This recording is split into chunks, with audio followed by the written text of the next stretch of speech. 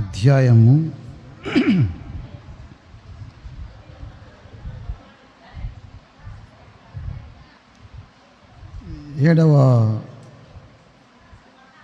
6 నుండి చదువుదాం. యూదులలో నుండి దానియేలు, హనన్యా, మిషాయేలు, అజర్యా అనువారు వీరిలో ఉండిరి. నపుంసకుల అధిపతి దానియేలునకు బెల్తెషాజరు అనియు, హనన్యాకు షడ్రకు అనియు, మిషాయేలునకు మేషాక్ అనియు, అజర్యాకు అబేద్నెగో అనియు పేర్లు పెట్టెను.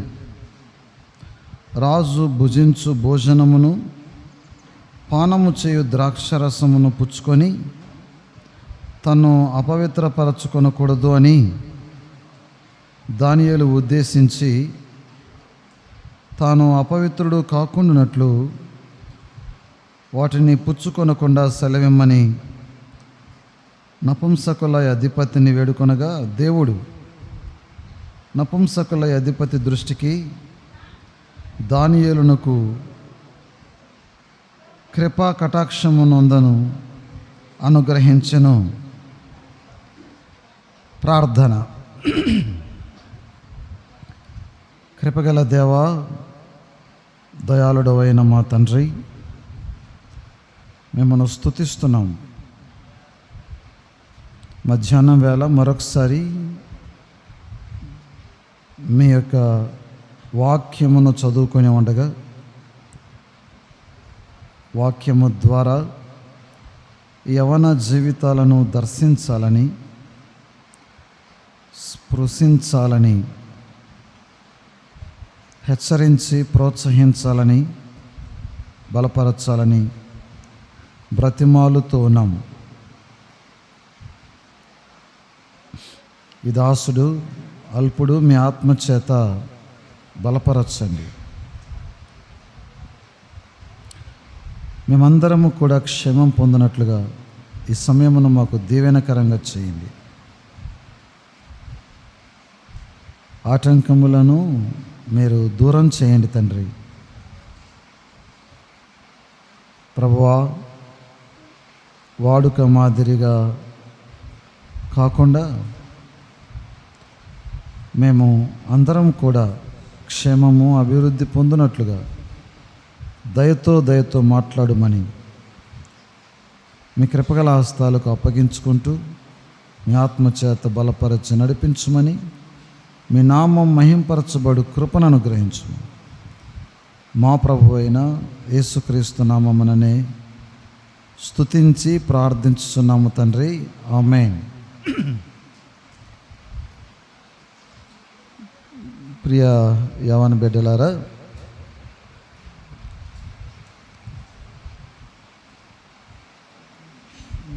మీరు కొంచెం ఇటు వచ్చి కూర్చుంటారు.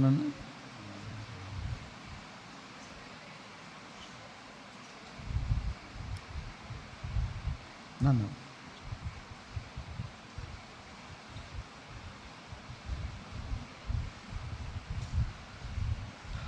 ఇక్కడ కూర్చున్న వాళ్ళు ఎక్కువసేపు ఇట్లా తల పెట్టి చూడాల్సి వస్తుంది. అది తర్వాత ఇబ్బంది కలిగిస్తుంది. అందుచేత వాళ్ళని అక్కడ కూర్చోమన్నా.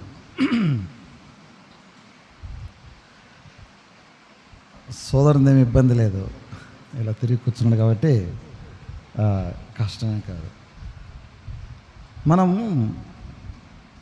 ఉదయమున దానియేలు గ్రంథంలో మొదటి అధ్యాయాన్ని చదువుకొని కొన్ని సంగతులు విన్నాం. History is his story. దేవుడు నెబుకద్నెజరును పంపించాడు. కారణం విగ్రహారాధన, వ్యభిచారము, అన్యాయము వారి మధ్యలో పెరిగిపోయింది. ముందుగా ఆయన ప్రవక్తల చేత వార్న్ చేశాడు, అయినా వారు సరిదిద్దబడలేదు. ఒకటికి బదులుగా 4 సార్లు కాదు, ఇంకా ఎక్కువ సార్లే ఆయన హెచ్చరించినా సర్దుకోలేదు. దేవుడు క్రమశిక్షణ చేశాడు. ఆయన క్రమశిక్షణ చేసినా కూడా తర్వాత వారిని మరలా ఆయన కనికరించాడు. ఆయన ప్రేమ కలిగిన దేవుడు కాబట్టి ఆయన క్రమశిక్షణ చేసినప్పుడు ప్రభువా నన్ను క్షమించు అని ఎవరైనా ఆయన దగ్గరకు వస్తే వారిని క్షమించి వారిని పునరుద్ధరిస్తాడు.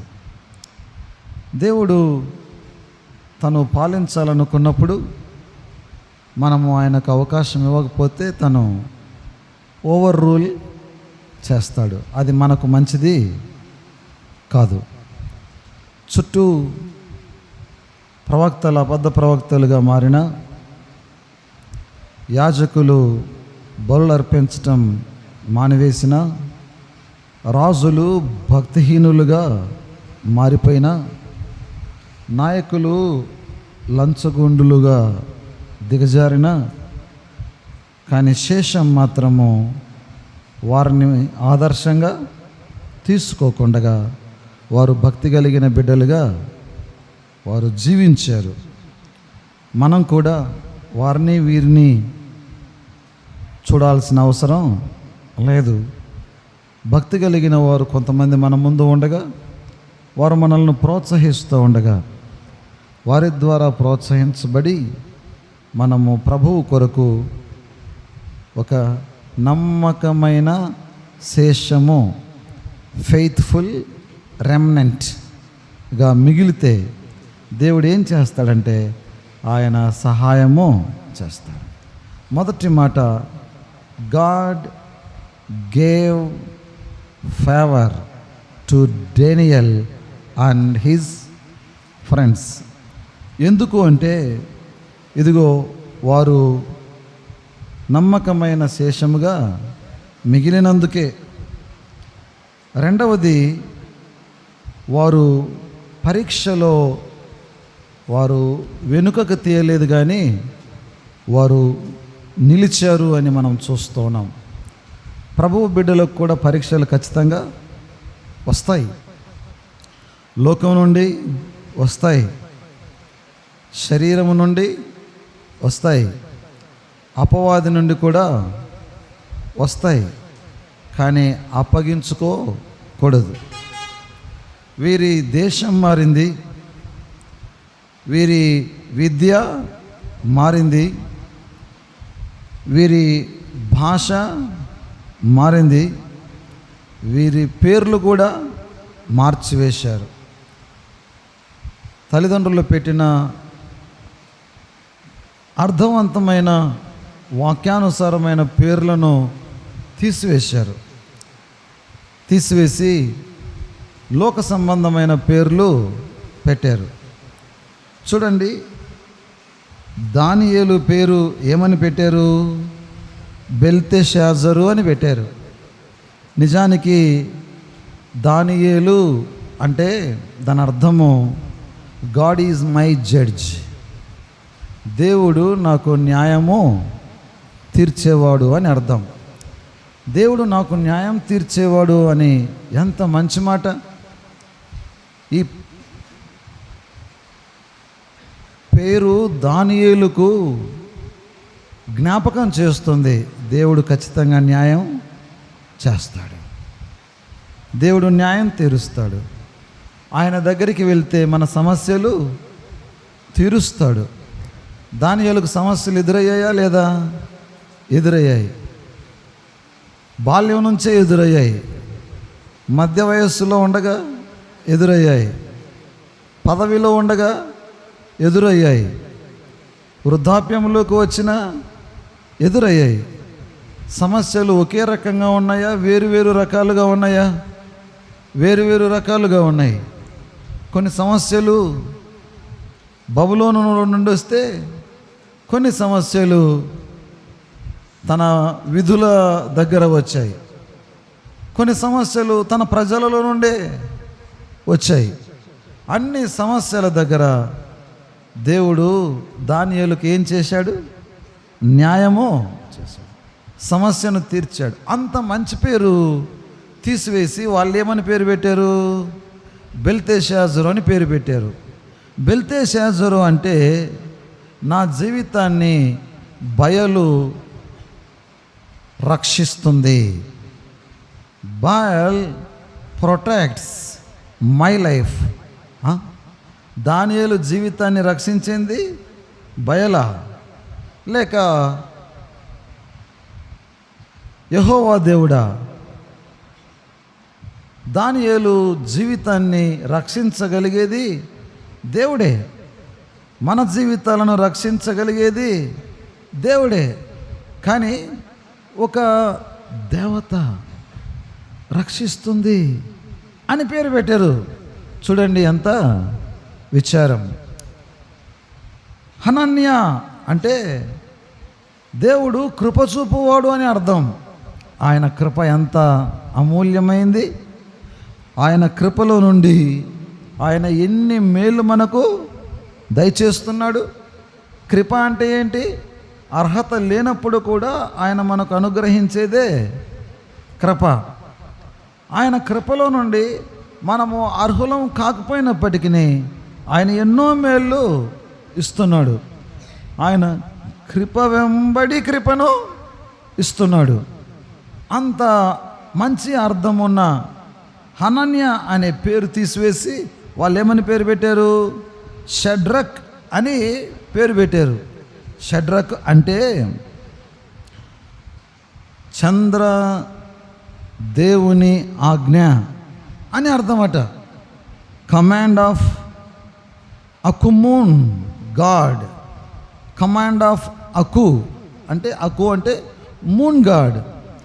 చంద్రదేవుడు ఆజ్ఞ ఇచ్చాడు అనే పేరు పెట్టారు. మిషాయేలు అనే పేరుకు అద్భుతమైన అర్థం ఉంది. దేవుని వంటి వాడు ఎవడు? Who is like God. అవును, ఆయనను పోలిన వాడు ఎవడు లేడు. అందుకనే ఇశ్రాయేలీయులు ఏమని ఆ రోజు గానం చేశారు? దేవతలలో వేల్పులలో నీ వంటి వాడెవడు లేడు, పరిశుద్ధతలో నీ వంటి వాడెవడు లేడు. నువ్వు అమూల్యమైన వాడివి. ఆయనను పోలిన వారు ఎవరున్నారు? ఆయనతో పోల్చడానికి మరెవరు సరిపోతారు? అంత మంచి పేరు తీసివేసి మెషకు అని పేరు పెట్టారు. అంటే చంద్రదేవుని వంటి వాడెవడు? మన దేవుడు పోయాడు,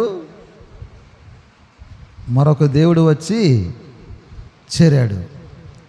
ఆ తర్వాత అజర్య అంటే the lord is my help, ఆయన నాకు సహాయకుడు అని. ఈ మాట ఎంత అద్భుతమైన మాట అంటే నాకు చాలా ఇష్టమైన రెండు పదాలు. 121వ కీర్తనలో ఈ రెండు పదాలు మాటి మాటికి కనిపిస్తూ ఉంటాయి. ఒకటి సహాయకుడు, రెండవది కాపాడువాడు. సహాయకుడు, ఆయన ఏ సహాయమైనా చేస్తాడు. ఎలా చెప్పగలరు అంటే ఆయన భూమి ఆకాశములను సృజించినవాడు. భూమి ఆకాశములను సృజించిన వానికి ఇంకా సహాయము చేయటానికి చేయలేని సహాయం ఏమైనా ఉంటుందా? ఉండదు. అది దావీదు ఎరిగాడు, వీళ్ళ తల్లిదండ్రులు కూడా ఎరిగినట్టున్నారు. అందుకనే అజర్యాకు దేవుడు సహాయకుడు, నా ప్రభువు సహాయకుడు అని పేరు పెట్టారు. ఆ పేరు తీసివేసి ఏమని పేరు పెట్టారంటే నెబో సేవకుడు అని పేరు పెట్టారు. Servant of Nebo. కొంతమంది ఆసక్తితో రాసుకుంటున్నారు, మరి కొంతమంది రాసుకోవటం లేదు. రాసుకోకపోయినా పర్వాలేదు, కానీ వినకుండా మాత్రం ఉండకండి. ఎందుకు ఈ మాట అంటున్నానంటే కొంతమంది వినడం లేదు కాబట్టి ఈ మాట అంటున్నాను. దేవుని వాక్యం వినాలి. తర్వాత దేవుని వాక్యం వినపడని రోజులు వస్తాయి, అప్పుడు నష్టపోతాం.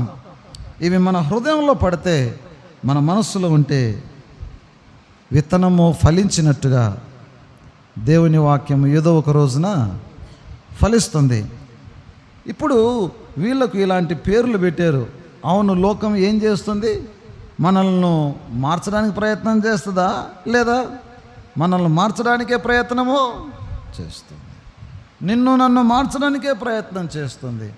నువ్వు కాలేజీలో ఉండగా నీ పేర్లు మారుస్తారు, నీ అలవాట్లు మారుస్తారు, నీ పద్ధతులు మారుస్తారు, నిన్ను మార్చడానికే ప్రయత్నం చేస్తారు. లోకం ఇలా చేస్తుందంటే అందులో ఆశ్చర్యమేమీ లేదు. ఖచ్చితంగా లోకం ఇలానే చేస్తుంది. ఇక్కడికి కూడా వాళ్ళు ఏం చేసినారు? సరే అన్నారు. కానీ ఆ తరువాత ఇప్పుడు వారికి ఒక పెద్ద కఠినమైన పరీక్ష ఎదురైంది. రాజు భుజించే భోజనము వారు భుజించవలసిన పరిస్థితి వచ్చింది. అప్పుడు అక్కడ వారు ఒప్పుకున్నవారు కాదు. అన్నిటికీ ఒప్పుకున్న వాక్యాన్ని తృణీకరించడానికి మాత్రము ఒప్పుకోలేదు. అన్నిటికీ ఒప్పుకున్నా ఇదిగో దేవునికి అవిధేయత చూపడానికి మాత్రము ఒప్పుకోలేదు. మై డియర్ బ్రదర్, సిస్టర్, ఒకవేళ వీటిని ఒప్పుకున్నా పర్వాలేదేమో, కానీ ఇదిగో దేవుని వాక్యాన్ని తృణీకరించే వాటికి మాత్రం మనము ఒప్పుకోవద్దు. ఛాలెంజ్గా వీళ్ళు ఉన్నారు. వీళ్ళు ఒక అద్భుతమైన గీత గీసి వెళ్ళారు. ఆ మార్క్ మనకి ఒక సవాలు లాంటిది. మనము దానియేలు, హనన్య, మిషాయేలు, అజర్యాల వలె మనము దేవుని వాక్యాన్ని గౌరవించాలి, దేవుని ఆజ్ఞలను గౌరవించాలి. దేవుని ఆజ్ఞలను మీరే పరిస్థితి వచ్చినప్పుడు ఎట్టి పరిస్థితుల్లో కూడా అది నా వల్ల కాదు అని మనము చెప్పగలగాలి. ఇలా ఎంతోమంది తమ ప్రాణాలైనా పోగొట్టుకున్నారు, కానీ దేవుని వాక్యాన్ని మీరటానికి వారు ఇష్టపడలేదు. ఇలా చేయటం ద్వారా, తినకుండా పోవటం ద్వారా వారికి ప్రమాదం ఉంది, వారి పైన ఉన్న అష్పెనజుకు కూడా ప్రమాదం ఉంది. రాజుకు తెలిస్తే అష్పెనజును పిలిచి, నీకు రాజు ఆజ్ఞ అంటే ఎంత భయం లేనివాడుగా ఉన్నావు అని అంటాడు. ఇదిగో వీళ్ళు కూడా రాజు యొక్క చట్టాన్ని వ్యతిరేకించిన వాళ్ళు అవుతారు.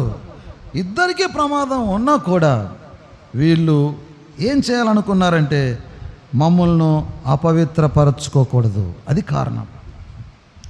ఎందుకు తృణీకరించారు అంటే మనము అపవిత్రపరచుకోకూడదు. ముందు దానియేలు ఉద్దేశించాడు, ఆ తర్వాత వారు కూడా ఉద్దేశించారేమో. ఇదిగో మేము అపవిత్రపరచుకోకూడదు.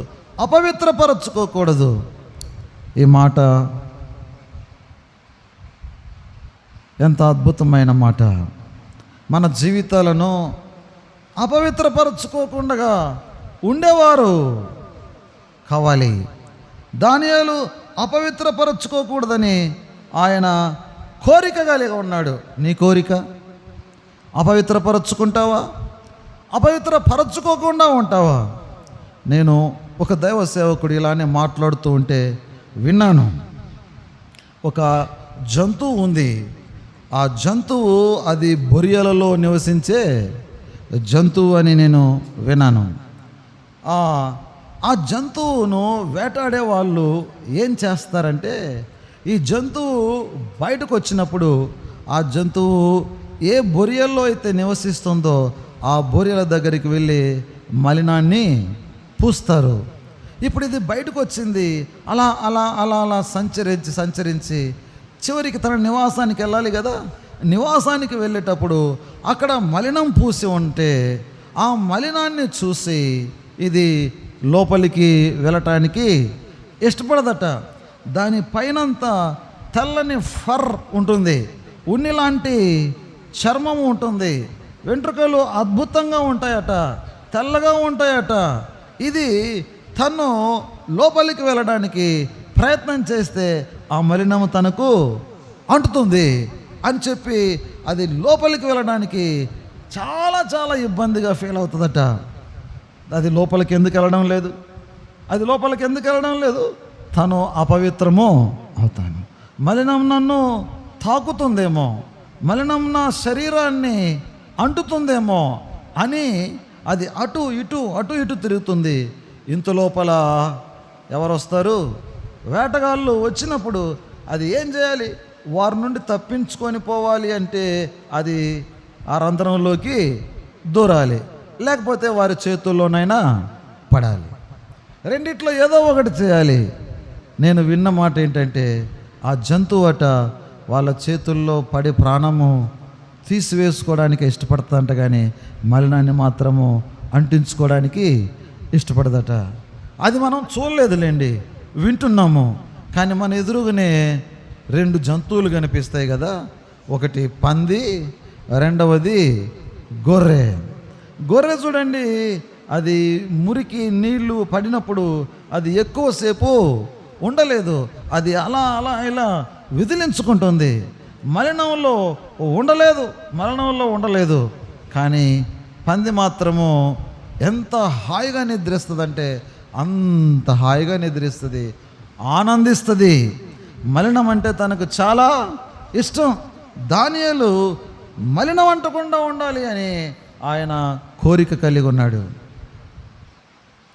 ఈ మాట నేను చెప్పడానికి సులభంగా ఉంది, కానీ ఇది నాకు కూడా పాఠంగా ఉంది, నీకు కూడా పాఠంగా ఉంది. దానియేలు ఎంత అద్భుతమైన వ్యక్తి. అది తింటే నేను అపవిత్రత వస్తుంది అని ఆయన అపవిత్రపరచుకోకూడదని ఆయన ఉద్దేశించటం మాత్రమే కాదు, కానీ అది ఆయన డిజైర్. కానీ అంత మాత్రమే కాదు, కానీ దాని కొరకు ఏం చేయాలంటే తీర్మానము కూడా లేదు. నేను వారి చేతుల్లోనైనా పడతాను, కానీ నేను మల్లాన్ని అంటుకోను అని ఆయన ఆ జంతువు అన్నట్టుగా దానియేలు కూడా అపవిత్రపరచుకోకూడదని ఉద్దేశించాడు. తాను అపవిత్రముడు కాకుండానట్లుగా ఆయన తీర్మానం కూడా చేసుకున్నాడు. He has not only desire in his heart, but he made a decision. చెల్లి, డెసిషన్ చేస్తావా? నువ్వు ఎంత అమూల్యమైన దానివి, నువ్వు ఎంత విలువైన దానివి. సోదరుడా, నువ్వు ఎంత విలువైన వాడివి, నువ్వు ఎంత అమూల్యమైన వాడివి. దేవుని దృష్టిలో మనము అపవిత్రులు కావాలి అని ఇష్టపడతాడా? మనము పవిత్రులుగా ఉండాలని ఇష్టపడతాడా? ఆయన మనం పవిత్రులుగా ఉండాలనే ఇష్టపడతాడు. ఆయన ఎన్నో చోట్ల పలికాడు కదా. ద్వీపదేశకాండంలో పలికాడు, ఆ తర్వాత పత్రికలలో చెప్పాడు, నేను పరిశుద్ధుడనై ఉన్న ప్రకారము మీరును పరిశుద్ధులై ఉండాలి. దానియేలు తాను అపవిత్రపరచుకోకూడదని కోరిక కలిగి ఉన్నాడు. తాను అపవిత్రపరచుకోకూడదని తీర్మానం చేసుకున్నాడు. అంతటితో ఆగలేదు. ఇప్పుడు ఆయన ఏం చేశాడంటే తన మనసులో ఉన్న ఈ తీర్మానాన్ని తీసుకెళ్ళి ఎవరికి చెప్పాడు? అష్పెనజుకు చెప్పాడు. ఎంత ధైర్యం కావాలి కదా. సాధారణంగా వెళ్ళి తన పైనున్న అధికారికి నేను రాజాజ్ఞను మీరడానికి ఇష్టపడుతున్నానని చెప్పడం చాలా చాలా కష్టం. కానీ చెప్పడానికి కారణం ఒకటి ఉంది, ధైర్యం చేయడానికి కారణం ఒకటి ఉంది. ఎందుకంటే తను ఎవరి మీద ఆధారపడి ఉన్నాడు? దేవుని మీద ఆధారపడి ఉన్నాడు. ఆయన ఏమైనా చేయగలడు, ఆయన నాకు సహాయము చేయగలడు. ఇక్కడ 3 మాటలు చెప్పి నేను దాటిపోతాను. ఓ సోదరుడా, ఓ సోదరి, పెద్దవారమైనా పర్వాలేదు, మనము కోరిక కలిగి ఉంటే, మనము తీర్మానము గట్టిగా చేస్తే, ఇదిగో దాన్ని మనం ఏం చేయాలి? బయట పెట్టాలి. కొంతమంది ఇక్కడ యేసు ప్రభువును నమ్ముకోవాలి అని కోరిక కలిగి ఉన్నారు, దే హ్యావ్ డిజైర్. మరి కొంతమంది అక్కడనే ఆగకుండా నేను ప్రభువుని నమ్ముకుంటాను అనే డెసిషన్ కూడా తీసుకున్నారు కాబోలు. కానీ కొంతమంది ఎక్కడ ఆగిపోతారంటే డెసిషన్ తీసుకొని అక్కడే ఆగిపోతారు, కానీ నేను ప్రభువుని నమ్ముకున్నాను అన్న సంగతిని బయట ఎక్కడ చెప్పరు. దే డోంట్ డిక్లేర్, నేను యేసు ప్రభువుని నమ్ముకున్నవాడిని, నేను ప్రభువును వెంబడించాలని తీర్మానం చేశాను అని డిక్లేర్ చేయరు కొంతమంది, బయట పెట్టరు కొంతమంది. ఎందుకు బయట పెట్టరంటే, నేను ప్రభువుని నమ్ముకున్నవాడిని అంటే అప్పటి నుండి నేను చాలా జాగ్రత్తగా ఉండాల్సి వస్తుందేమో, నేను ఎలా పడితే అలా జీవించడానికి కష్టమవుతుందేమో, నేను లోకంలో ఆనందించడానికి అది అడ్డవుతుందేమో. కాదు కాదు కాదు, డిక్లేర్ చేసేసాడు. మనము తీర్మానం చేస్తే, మనము అది బయట పెట్టగలిగితే, మన లోపల ప్రగాఢమైన కోరిక ఉండగలిగితే దేవుడు ఖచ్చితంగా సహాయం చేస్తాడు. దేవుడు దాన్ని గమనించాడు. దానియేలు యొక్క మనస్సును గమనించాడు. దానియేలు మనస్సులో రెండే ఉన్నాయి, దేవుని వాక్యమా, రాజు యొక్క భోజనమా. ఈ రెండే ఆప్షన్స్. దేవుని వాక్యాన్ని మీరుదామా, లేకపోతే రాజు యొక్క భోజనాన్ని. ఏదో ఒకటి చూజ్ చేసుకోవాలనుకున్నప్పుడు దానియేలు భోజనం చేద్దాంలే అని అనుకోలేదు. దానియేలు దేవుని వాక్యాన్ని మీరకుండా ఉండటానికే ఆయన టిక్ వేశాడు. నేను రెండవసారి ఈ మాట చెబుతున్నాను, ఇది నేను, మీరు, మనందరం కూడా ఇదిగో ఇలాంటి కోరిక కలిగి ఉండాలి, అలాంటి తీర్మానం చేయాలి, మనము దానిని బయలుపరచాలి. ప్రభు ఖచ్చితంగా సహాయము చేస్తాడు. దేవుడు ఏం చేశాడంటే, అష్పెనజుతో దేవుడు మాట్లాడాడు. అష్పెనజు హృదయముతో దేవుడు మాట్లాడి 9వ వచనంలో మనం చూస్తే, ఆ కృపా కటాక్షము దానియేలునకు చూపేటట్టుగా ఆయనతో మాట్లాడాడు. కోరిక నీదైతే సహాయం చేసేవాడెవడు? దేవుడు. తీర్మానము నీదైతే వారితో మాట్లాడేవాడెవరు? దేవుడు. నీవు దాన్ని బహిరంగంగా ప్రకటించగలిగితే సహాయము చేసి నిలబెట్టేవాడు దేవుడు. ఆయన సహాయము చేశాడు. ఇదిగో ఆయన నిలిచాడు. ఇక్కడ మరొక చిన్న పాఠము చెప్పి దాటిపోతాను. నేను ఎన్ని గంటలకు ప్రారంభించాను టైం చూశారు ఎవరైనా? నేను చూడలేదు. ఇంత 4కి స్టార్ట్ చేశాను. మరొక చిన్న మాట. ఇప్పుడు ఈయన నేను తినకూడదు అనుకున్నాడు. ఎవరు? దానియేలు తినకూడదని ఉద్దేశించాడు. కొంతమంది వాక్యం వినాల్సిన సందర్భంలో వాక్యం చదువుతుంటారు, కొంతమంది వాక్యం చదవాల్సిన సమయంలో ఏదో ఎక్కడో వింటూ ఉంటారు. నేను ఇటువైపు చూసి చెప్తున్నానంటే ఇప్పుడు ఆ తప్పు వీలు చేస్తున్నట్టు మీకు అర్థమైంది కదా.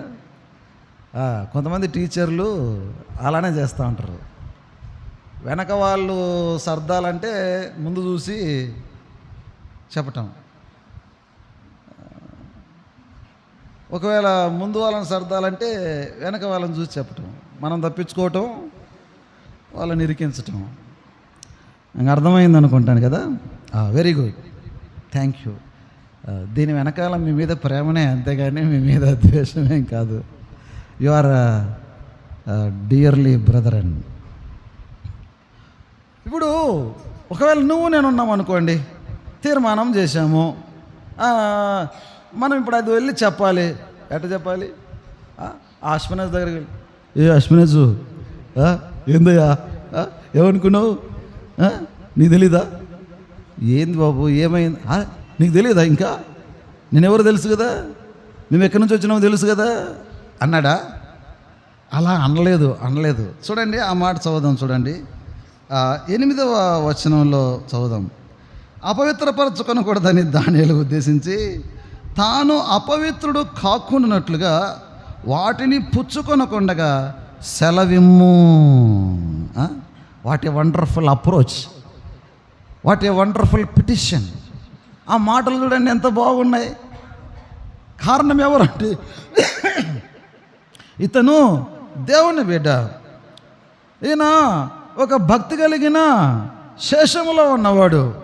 ఆయన అధికారి దగ్గరికి వెళ్ళి రంకెలు వేయలేదు, అధికారి దగ్గరికి వెళ్ళి కలర్ పట్టుకోలేదు, ఆ అధికారి ఉండే ఆ గది దగ్గరికి వెళ్ళి రాళ్ళు రువ్వలేదు. చేశాడా?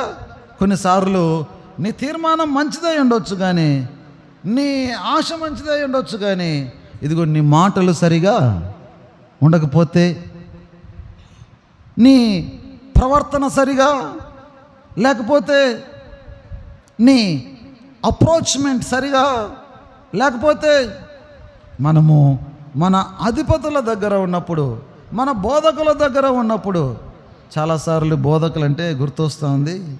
ఈ దినాల్లో టీచర్లు అంటే స్టూడెంట్స్కి లెక్కే లేదు. ఏమి చేయొద్దంటారో దాన్నే చేస్తారు, చేయరా అన్నదాన్ని అసలే చేయరు. తీసుకొచ్చి పెడతాడు, ఏం రా నేను చెప్పిందేమి నువ్వు చేసిందేమి అంటే ఏమన్నాడు, ఏం చేసుకుంటావు చేసుకుంటాడు. వాళ్ళతో ప్రవర్తించే తీరు చాలా డిఫరెంట్గా ఉంటుంది. ఒకవేళ నీవు క్రైస్తవుడు అయితే అలా చేయడానికి వీలు లేదు. దానియేలు అలాగాని మాట్లాడి ఉంటే దేవుడు అక్కడ ఒక మంచి పని జరిగించాలని ఆశపడుతున్నా నీ ప్రవర్తన ద్వారాను, దానియేలు ప్రవర్తన ద్వారాను దేవుడు చేయాలనుకున్న పని జరగకుండా పోయేది. అందుచేత వీరు అధికారుల దగ్గర దయతో మెలిగినట్టుగా మనకు కనిపిస్తూ ఉంది. అసలు సాధారణంగా ఆ కల్దీయులు చాలా కఠినులు, ఆ రాజు కఠినుడే, అయినా కూడా ఎంత చక్కగా ఆయన స్పందించాడు. అంత చక్కగా స్పందించడానికి కారణం ఏంటంటే భక్తి కలిగిన ప్రవర్తన, వారితో మాట్లాడిన తీరు, వాళ్ళతో ప్రవర్తించే తీరు. ఇలాంటి వ్యక్తి మరొకరు కనిపిస్తారు ఆదికాండంలో. జాన్ చెబుతున్నాడు జోసెఫ్ అని. అవును, జోసెఫ్ ఆయన ఎక్కడ పెరిగాడు? యాకోబు దగ్గర పెరిగాడు. ఆయన కూడా వీళ్ళ అదే యూదుడే. ఆయన కూడా భక్తి కలిగిన వాడే. ఆయన కూడా దేవుడంటే అపరిమితమైన ప్రేమ కలిగిన వాడు. అపవిత్రత అంటే ఆయన కూడా ఇష్టం లేదు. అన్నలు చేసే చెడుతనాన్ని ఆయన ఏం చేశాడు? అసహించుకున్నాడు, తండ్రి దృష్టికి తెచ్చేవాడు. ఆయన ఇప్పుడు అమ్మివేశారు. అమ్మివేస్తే ఎవరైతే కొనుక్కున్నారో వాళ్ళ చేతులు కొరకలేదు. కొనుక్కున్న చేతులు కొరికి పారిపోవడానికి ప్రయత్నము చేయలేదు. They took him to Egypt. ఆయనను ఈజిప్ట్లోకి తీసుకెళ్ళారు. అక్కడ పోతిఫరుకు అమ్మివేశారు. అక్కడ ఎంత అద్భుతమైన ప్రవర్తన! ఆయనతో ప్రవర్తించిన తీరు చూసి ఆయన తన ఇంటిలో ఉన్న సమస్తము పైన ఆయనను ఏం చేశాడు? అధిపతిగా చేశాడు. ఆయన ఏం తింటున్నాడో అది తప్ప, ఆయన భార్య సంగతి తప్ప మరి దేన్ని కూడా ఆయన పట్టించుకోకుండా ఆయనకు అప్పగించడానికి కారణం ఏంటి? ఆయన తన అధికారి పట్ల కలిగి ఉన్న ఆ అద్భుతమైన ప్రవర్తన. అక్కడి నుంచి మళ్ళీ ఎక్కడికి వెళ్ళాడు? సరే, లేని నింద భరించాడు. ఆ తర్వాత నేను చెరసాలకు తీసుకెళ్ళాడు. మళ్ళీ చెరసాలలో ఎలా ప్రవర్తించాడు? సేమ్ ప్లేస్ మారొచ్చేమో కానీ యోసేపు యొక్క గుణము ఎన్నడూ మారదు.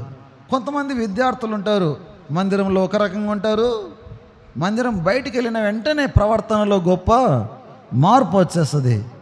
ఇంట్లో ఒక రకంగా ఉంటారు, వీధిలో ఒక రకంగా ఉంటారు, వీధిలో ఒక రకంగా ఉంటారు, స్కూల్లో ఇంకొక రకంగా ఉంటారు, పరిశుద్ధుల మధ్యలో ఒక రకంగా ఉంటారు, మరొక చోట ఇంకొక రకంగా ఉంటారు.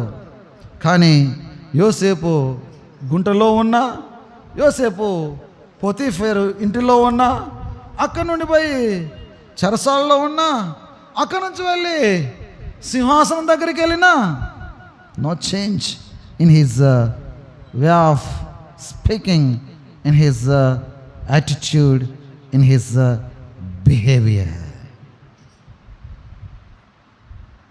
దానియేలు అలాగుండటము ద్వారా దేవుడు ఒక గొప్ప కార్యాన్ని జరిగించాడు.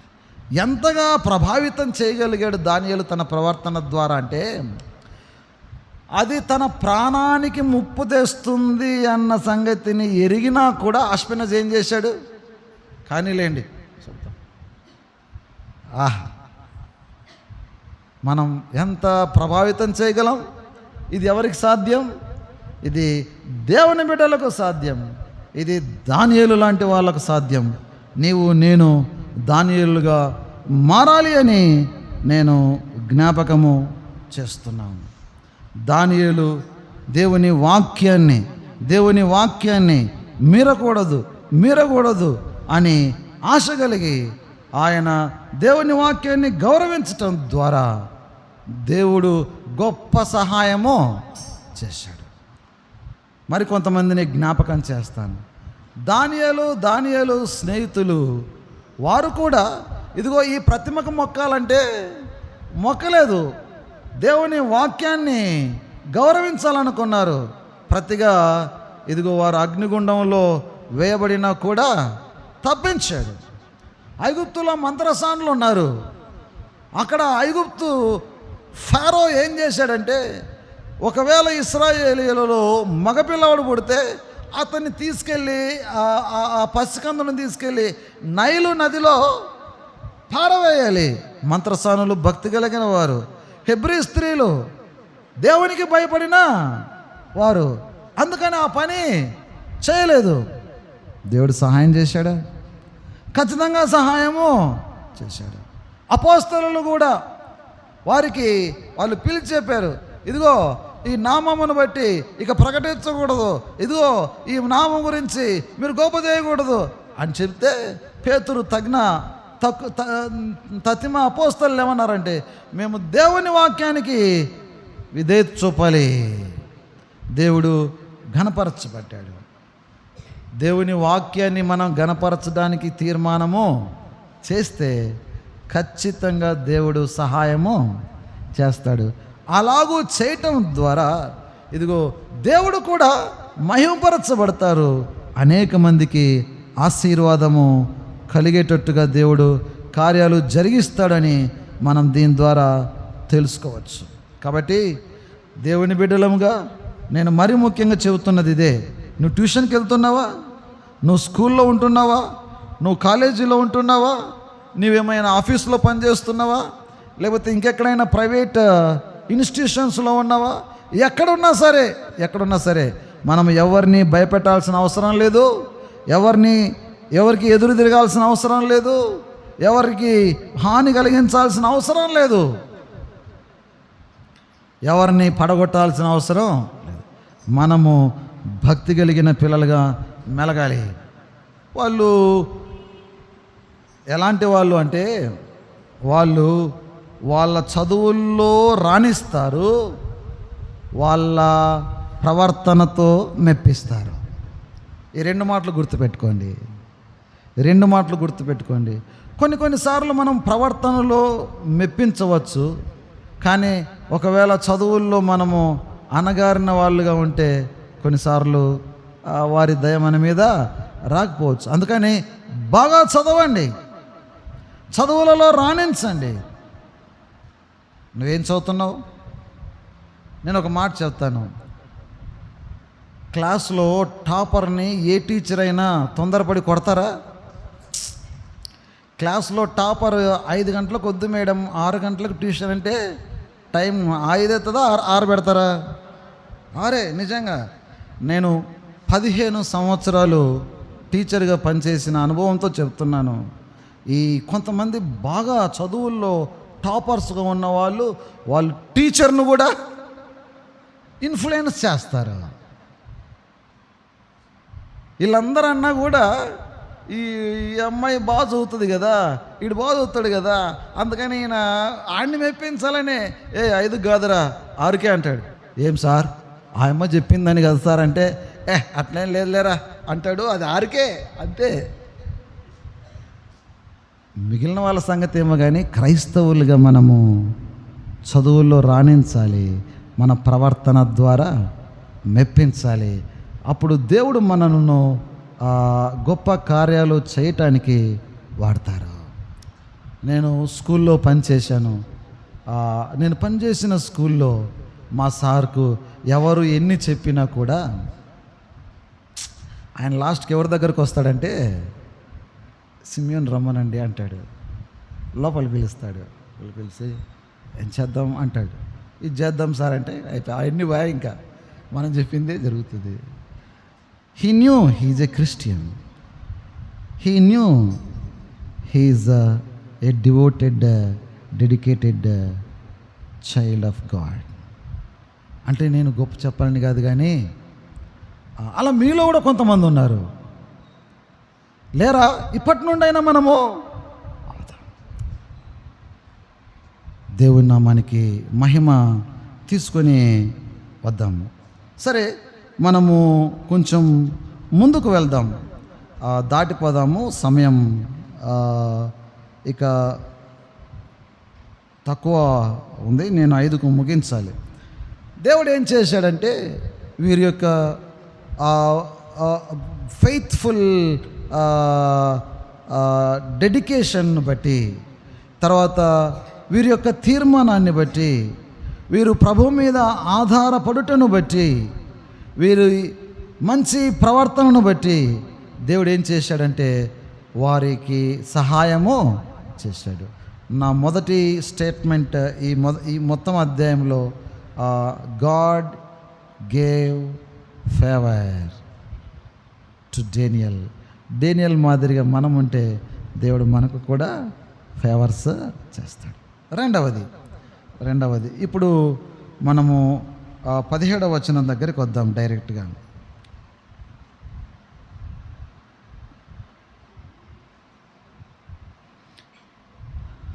ఆ పరీక్షలో ఆ భోజనము మార్చారు.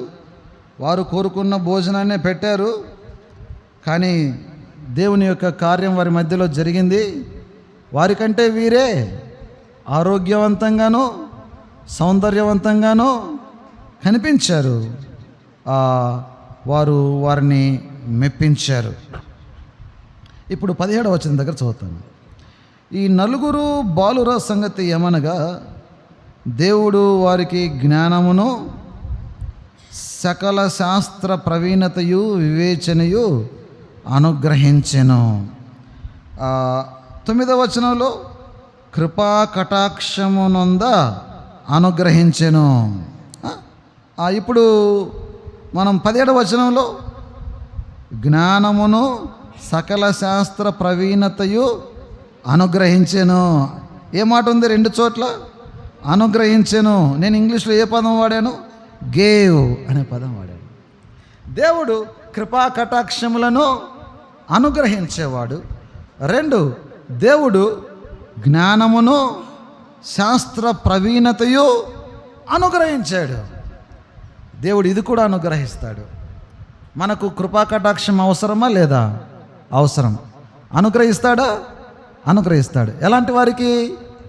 దానియేలు అంటే వారికి, అలాంటి తీర్మానం చేసే వారికి, అలాంటి భక్తి కలిగిన వారికి. రెండవది, దానియేలుకి ఏమి ఇచ్చాడు అంటే జ్ఞానమునిచ్చాడు, సకల శాస్త్ర ప్రవీణత కూడా ఇచ్చాడు. God gave ability and success to them. వాళ్లకు అవి ఇచ్చేశాడు. దేవుడు అనుగ్రహించాడు. చూడండి, ఆ 3 సంవత్సరాలు కదా వారు ఆ కోర్సులో ఉండాల్సింది. ఆ 3 సంవత్సరముల తర్వాత వారికి ఉన్న ఆ అబిలిటీస్ మిగిలిన వారికి లేవు. ఎంతమంది ఉన్నారు ఆ కోర్సులో?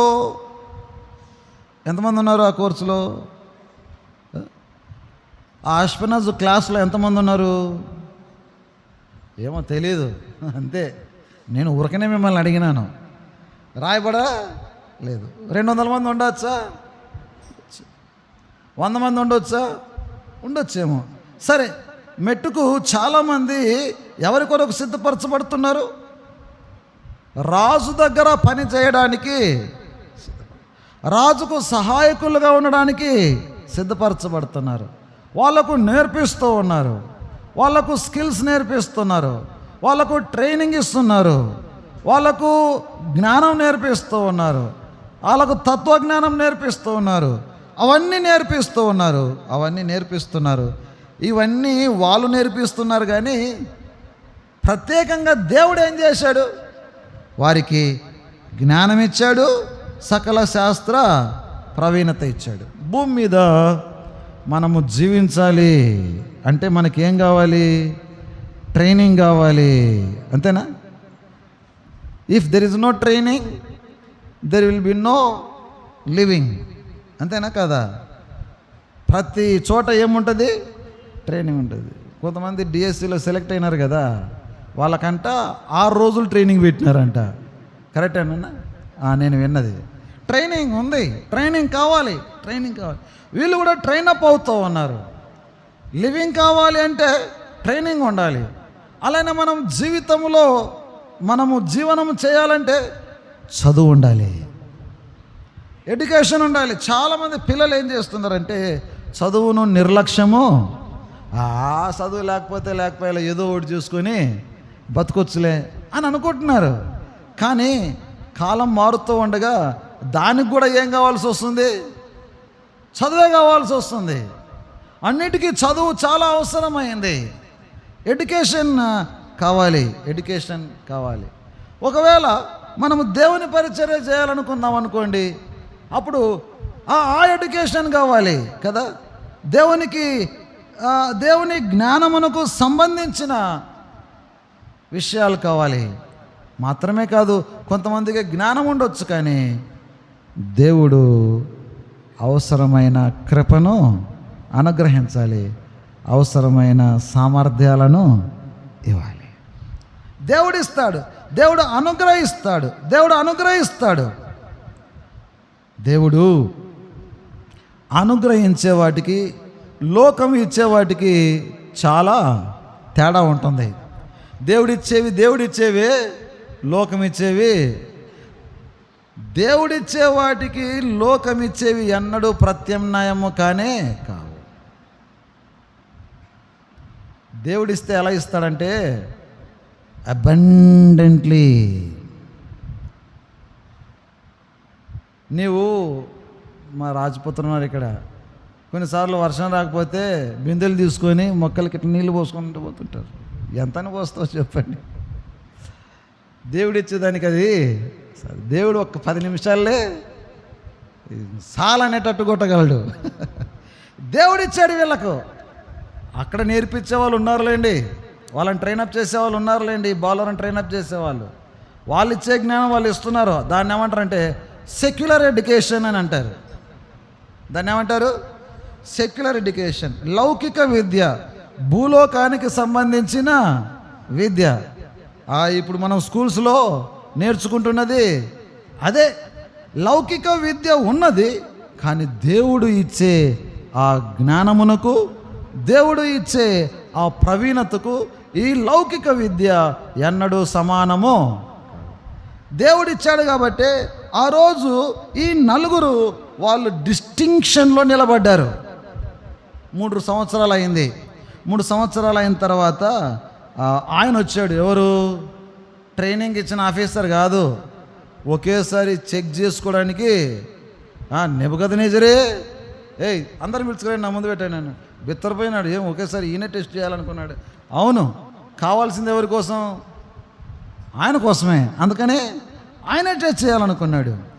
అందరూ సెక్యులర్ ఎడ్యుకేషన్ తీసుకున్నారు సమానంగానే, కానీ వీళ్ళతో కూడా నిలబడిన వారు ఎవరు లేరు. 19వ వచనం చదువుదాం చూడండి. 18లో రాజు సముఖమున నిలిచారు. 19వ వచనం. రాజు వారితో మాట్లాడగా వారందరిలో దానియేలు, హనన్య, మిషాయేలు, అజర్య వంటి వారు ఎవరునూ కనబడలేదు. వాళ్ళతో సమమైన వారు ఎవరు? దీనికి కారణం ఏంటి? అందరికీ ఒకే ట్రైనింగే కదా. మరి దీనికి కారణం ఏంటి? వారితో సమమైన వారు ఎవరు లేకుండా పోవడానికి కారణం ఏంటి? వారికి దేవుడు ప్రత్యేకంగా ఇచ్చిన ఆ అబిలిటీస్, ప్రత్యేకంగా ఇచ్చిన ఆ కెపాసిటీస్, వారిని డిస్టింక్షన్లో నిలబెట్టాయి. ప్రియులారా, వినండి. కొన్ని సామర్థ్యాలు దేవుడిస్తే వాటిని ఎవరు తీసివేయలేరు. వాటికి సరిపోయినవి మరెవరు ఇవ్వలేరు. జోసెఫ్ కూడా అంతే. జోసెఫ్కు ప్రత్యేకమైన జ్ఞానం దేవుడు. ఒకరోజు ఫరోకు కల వచ్చింది. ఆయన కల మర్చిపోయినాడు. కల భావం కూడా చూడండి. అప్పుడు ఎవరు గుర్తొచ్చింది? పానదాయకుల అధిపతికి గుర్తొచ్చింది. అరే ఆ రోజు నా కలభావము చెప్పాడు, అట్లనే జరిగింది అని అప్పుడు గుర్తొచ్చి రాజా ఉన్నాడు పిలిచారు. అట్లనే దానియేలు కూడా అంతే. తర్వాత అధ్యాయాల్లో కనిపిస్తుంది. దానియేలు, నీవు ఆ దైవజ్ఞానము కలిగిన దేవుడిచ్చేది మిగిలిన వాటితో పోల్చినప్పుడు చాలా అసమానంగా ఉంటుంది.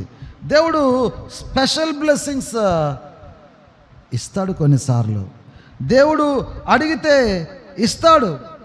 వివేచన కావాలంటే ఇస్తాడు. జ్ఞానం కావాలంటే ఇస్తాడు. యాకోబు పత్రిక 1వ అధ్యాయం 5వ వచనం. నేను తిప్పటం లేదు, మీకు అందరికీ కూడా తెలుసు ఆ వచనం.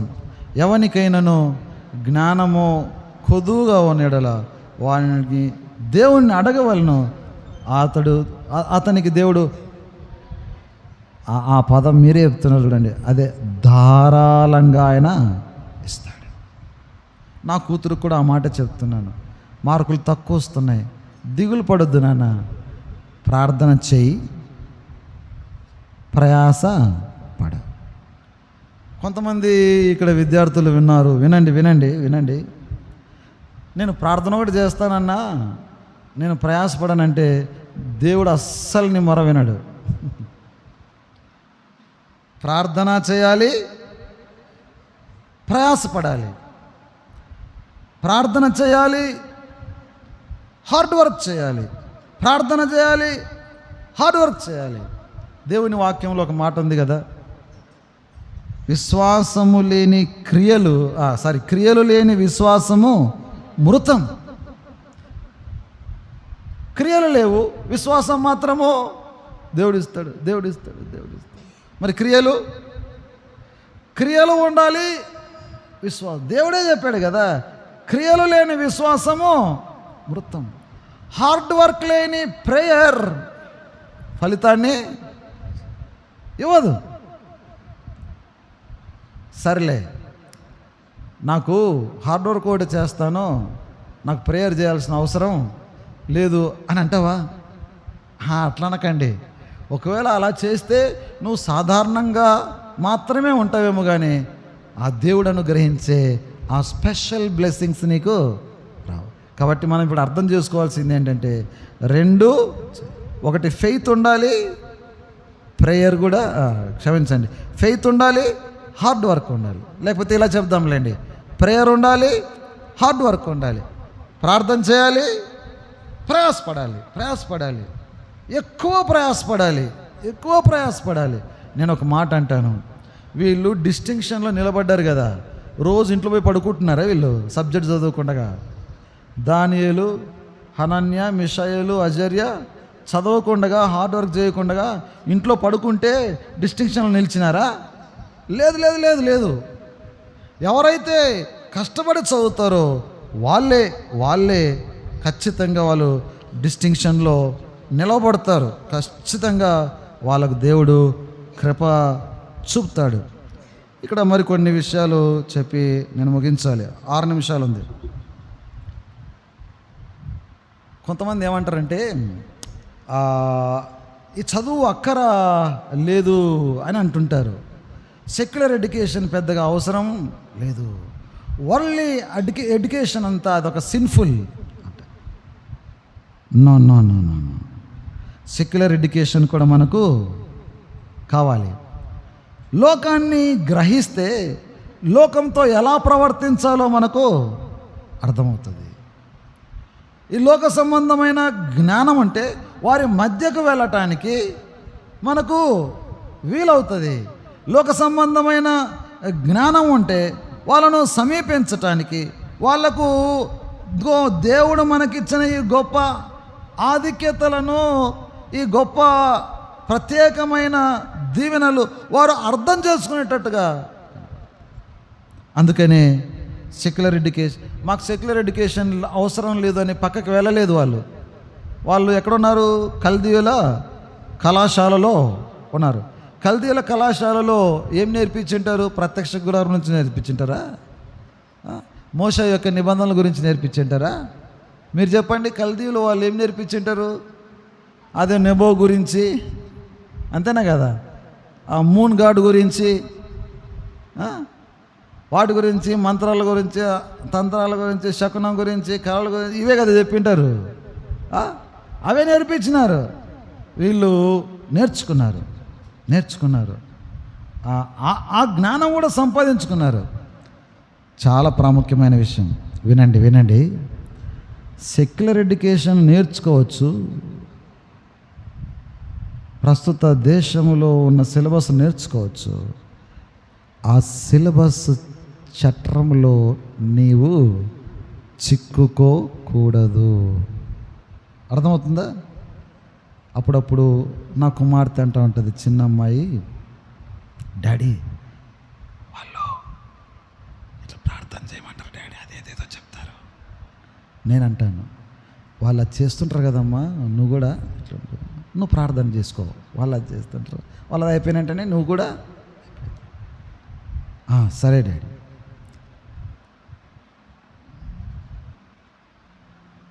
ఆ విద్య నేర్చుకోవచ్చు, పరీక్షలు అవే వస్తాయి, రాయకపోతే ఫెయిల్ అవుతాం. కానీ వాటి దగ్గర మనం ఎలా ఉండాలంటే జాగ్రత్తగా ఉండాలి. మన విశ్వాసాన్ని కొట్టివేసేటట్టుగా వాటికి అవకాశం, మన భక్తిని చెరిపివేసేటట్టుగా అవకాశము. నువ్వేం చదువుతావో చదువు, కానీ అది నీ విశ్వాసాన్ని తీసివేయకూడదు. అది నిన్ను దేవుని దగ్గర నుండి దూరంగా జరిపే అవకాశాన్ని ఇవ్వకూడదు. మోజెస్ సకల విద్యలు నేర్చుకున్నాడా లేదా? అపోస్తల కార్యం 7:22. పౌలు గమలియేలు పాదముల దగ్గర నేర్చుకున్నాడా లేదా? రాజు ఆయనతో మాట్లాడేటప్పుడు ఏమన్నాడు తెలుసా? ఏయ్ పౌలు, నీకు అతి విద్య వలన వెర్రిబట్టిందిరా అన్నాడు. ఏం విద్య అంటే విస్తారంగా చదువుకున్నాడు. ఎవరు? పాల్ అంటారు, he pursued 3 post graduations from 3 universities. ఎవరు? పౌలు. ఆయన 3 విశ్వవిద్యాలయాల నుండి ఆయన పోస్ట్ గ్రాడ్యుయేట్. మోషే సకల విద్యలలో ఆరితేరినవాడు. పౌలు ఆ విద్యావంతుడు. పౌలు గమలియేలు పాదముల దగ్గర నేర్చుకున్నాడు. ఎపిమెండిస్ అని, అరేటస్ అని, క్లెమెంతు అని, మనాండర్ అని, వీళ్ళందరూ పౌలు ప్రస్తావించాడు వీళ్ళ గురించి.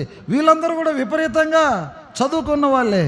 ఒకరోజు తిమోతి పత్రిక రాస్తూ, తిమోతి నీ వద్ద నేను విడిచి వచ్చిన ఆ పుస్తకాలను వచ్చేటప్పుడు తీసుకొని రా.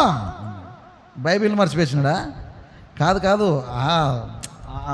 ఆయన ఫిలాసఫర్ కదా, ఆ పుస్తకాలు కూడా చదివాడు. ఇదంతా చదవడం మంచిదే, కానీ వాటి ద్వారా మనం మోసపరచబడకూడదు. ఒక కెమిస్ట్ ఉంటాడు, ఆయన చేతిలో ఏముంటాయి? రసాయనాలు ఉంటాయి. ఆయన చేతిలో ఏముంటాయి? మందులు ఉంటాయి. ఈ రసాయనాలతో ఆయన పని చేయాలన్నా వద్దా? వాటితో చేయకుండా పక్కకుంటే అవుతుందా? కాదు. అట్లని చెప్పి చేతి మీద పోసుకుంటే నష్టం వస్తుంది, తప్పదు. కొన్నిసార్లు కెమిస్ట్ వాటితో హ్యాండిల్ చేయాల్సిన అవసరం ఉంది, కానీ తన జాగ్రత్తను మాత్రం ఆయన ఏమారకూడదు. మీరు కూడా చదువుతున్నారు, కొన్నిసార్లు ఆ పుస్తకాలు చదవాల్సి వస్తుంది. చదువుకున్నా పర్వాలేదు, కానీ వాటి ద్వారా మన విశ్వాసం పాడు కాకుండా చూసుకోవాలి. వారందరికంటే కూడా వారు చాలా బెటర్గా, వాళ్ళు చాలా స్పెషల్గా కనిపించారు. కారణం ఏంటంటే దేవుడు వారికి జ్ఞానము ఇచ్చాడు. వారికి సకల శాస్త్ర ప్రవీణత ఇచ్చాడు. నేను ముగిస్తూ ఉన్నాను. చివరిగా ఒక్క వచనం చదివి నేను ప్రార్థన చేస్తాను. ఇప్పుడు 21వ వచనం చదువుదాం. ఈ దానియేలు 10 అంతలు క్షమించండి. ఈ దానియేలు కోరెషు ఏలుబడిలో మొదటి సంవత్సరం వరకు జీవించెను. ఏ ఏలుబడి? కోరెషు ఏలుబడి. కోరెషు ఏలుబడిలో మొదటి సంవత్సరం వరకు జీవించనుంది కదా. అప్పటికి దాదాపుగా ఆయన వయస్సు ఎంత అంటే 80 సంవత్సరాల దగ్గరగా. అంటే ఈయనకు దేవుడు ఏమిచ్చాడు? దీర్ఘాయుష్షు ఇచ్చాడు. ఈయన 4 రాజుల కాలంలో పనిచేశాడు. దీర్ఘాయుష్షు ఇచ్చాడు. ఆ వయస్సులో ఆయన ఏం చేశాడు అంటే, దేవుని లేఖనాలను చదువుతూ ఉండగా దేవుడు ఇశ్రాయేలీయులను చెరలో నుంచి విమోచించవలసిన గడియ వచ్చింది అని గుర్తించాడు. గుర్తించి ఆయన మోకరిల్లి ప్రార్థన చేశాడు. దేవుడు దీర్ఘాయుష్ ఇచ్చాడు. దేవుడు పరిచర్య ఇచ్చాడు. 3 ఇచ్చాడు దేవుడు. దానియేలుకు లేక దానియేలు స్నేహితులకు కృపా కటాక్షములను ఇచ్చాడు. 2 జ్ఞానమును సకల శాస్త్ర ప్రావీణ్యతను ఇచ్చాడు. 3 దీర్ఘాయుష్ను ఇచ్చాడు. తన ప్రజల కొరకై పరిచర్యలో వాడబడ్డాడు. మీకు ఒక చిన్న మాట చెప్పి నేను అప్పగించేస్తాను. ఆ రోజుల్లో ఏం జరిగిందంటే, అష్షూరు రాజు వీళ్ళను చెరపట్టుకొని పోయారని చెప్పాం కదా. క్షమించండి, బబులోను రాజు వీళ్ళని చెరపట్టుకొని పోయారు. అష్షూరు రాజేమో ఉత్తర రాజ్యాన్ని చెరపట్టుకొని పోయారు. అది వేరు సార్. సరే, ఇప్పుడు మనం స్ప్లిట్ అవ్వద్దు. పట్టుకుపోయారు. అక్కడ ఎన్నేళ్ళు ఉన్నారు అంటే దాదాపుగా 749 383 సంవత్సరాలు కాబోలు. దగ్గర అన్ని సంవత్సరాలు వాళ్ళు చెరలో ఉన్నారు. ఆ చెరలో ఉండి ఆ జీవితానికి అలవాటు పడి ఇక చెరలో నుంచి దేవుడు బయటకు రప్పించాల్సిన సందర్భం వచ్చినప్పుడు ఆ విషయాన్ని చెబితే వాళ్ళెవ్వరూ కూడా చెరలో నుంచి బయటకు రావడానికి ఇష్టపడము. ఎందుకు? ఆ లోకపు జీవితానికి వాళ్ళు అలవాటు పడ్డారు. నిజానికి వాళ్ళు ఎవరు? దేవుని ఇశ్రాయేలు. వాళ్ళను అక్కడ ఉంచాలనేది దేవుని ప్లాన్ ఎప్పుడు కానే. క్రమశిక్షణ చేయటానికి అక్కడికి పంపించాడు, కానీ వారిని నిత్యము శిక్షించటానికి మాత్రము కాదు. ఈ సంగతి తెలిసిన దానియేలు, ప్రభువా నువ్వు చెప్పావు కదా మరల మమ్మను దర్శిస్తావని, వారిని చెర నుండి విడిపిస్తావని అని ఈయన ప్రార్థన చేశాడు. వాళ్ళు బయటకు రావడానికి ఇష్టపడడం లేదు. దానియేలు బహుగా ప్రార్థన చేశాడు. దానియేలు ప్రార్థననే కొంతమంది మనస్సులను మార్చగలిగింది.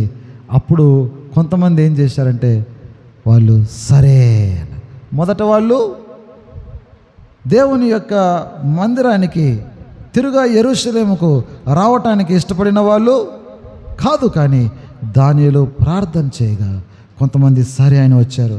వాళ్ళను బట్టి మరికొంతమంది, వాళ్ళను బట్టి మరికొంతమంది తిరిగి వచ్చారు. యూదులు తిరిగి వచ్చుచున్నారు, రండి రండి యేసుని యొద్దకు రమ్మనుచున్నాడు. యూదులు తిరిగి రావలసిన ఆ సంఘటనకు ఎవరిని వాడుకున్నాడు దేవుడు? దానియేలును వాడుకున్నాడు. తన ప్రజల కొరకు దానియేలుకు దీర్ఘాయుష్షు ఇచ్చి దానియేలును తన ప్రజల పరిచర్యలో దేవుడు వాడుకున్నాడు. భూ సంబంధమైన జ్ఞానము, భూ సంబంధమైన ఉద్యోగాలు మంచిదే. అదే సందర్భంలో నీవు దేవుని సంఘము కొరకై ఎంతో కొంతైనా పరిచర్య చేయాలా లేదా? చేయాలి. నీ జీవితం అంతా, దేవుడు నీకు ఇచ్చిన జ్ఞానం అంతా దేవుడు నీకు ఇచ్చిన సకల శాస్త్ర ప్రవీణత అంతా లోకం కోసమే కాదు, దేవుని కోసం. దేవుడు ఎన్నిచ్చాడు?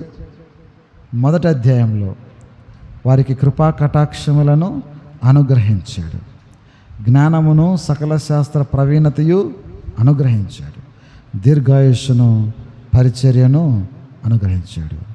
దేవుడు ఈ మాటలను మన అందరి కొరకై దీవించునుగాక. దేవుని నామము మహిమపరచబడునుగాక. బాధ్యులకు, పెద్దలకు, తోటి పనివారికి నా హృదయపూర్వక కృతజ్ఞతలు. Thank you very much.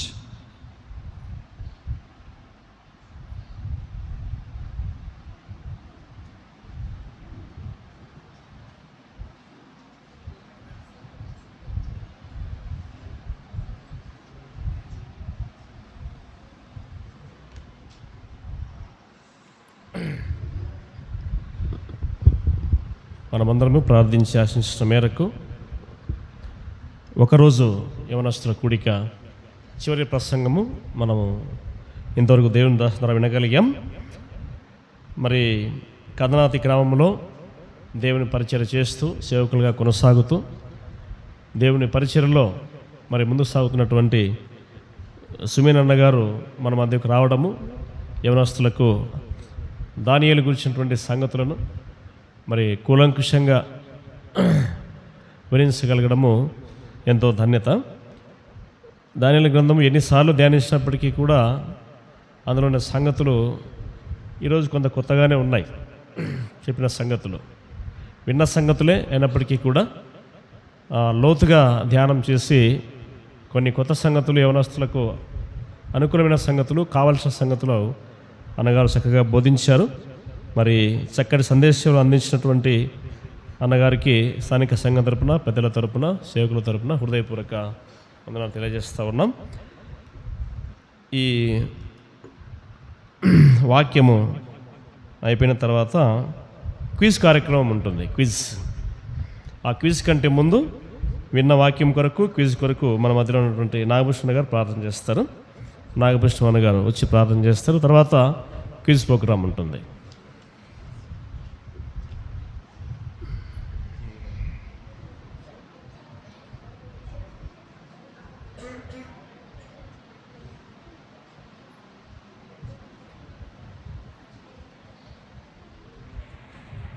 ప్రార్థించుకుందాం. నమ్మదగిన మా ప్రియ పరిశుద్ధుడైన దేవా, మీ యొక్క శ్రేష్టమైన నామాన్ని మరొకసారి ప్రభువనైనా మీ యొక్క వాక్యపు వెలుగులో ప్రభు మమ్మను నడిపించగలిగితే దేవానైనా మా ఆత్మలకు కావాల్సిన ఆహారాన్ని మీరు అందించిన విధానాన్ని బట్టి మిమ్మల్ని స్తుతిస్తుంటున్నాం. దేవానైనా దాసుని ద్వారా అనేక మర్మాలు దేవా మాకును మా ప్రియ ప్రభువనైనా సహోదరులకును సహోదరులకును ప్రభు అందించిన పరిశుద్ధ లేఖనాలను బట్టి మిమ్మల్ని స్తుతిస్తుంటున్నాం. విని ఉన్న వాక్యం హృదయంలో నెమ్మది వేసుకొని అలా వాక్యానుసారంగా బ్రతుకుట కృప చూపి సహాయం దయచేయండి. అవును ప్రభా, మేము ఎక్కడ ఉన్నాను దేవా, మా యొక్క జీవిత గమనముల ప్రభువనైనా ఆయా రీతిగా ప్రభువనైనా ఉద్యోగాల్లో ఉన్నాను, చదువుల్లో ఉన్నాను, కాలేజీల్లో ఉన్నాను దేవా.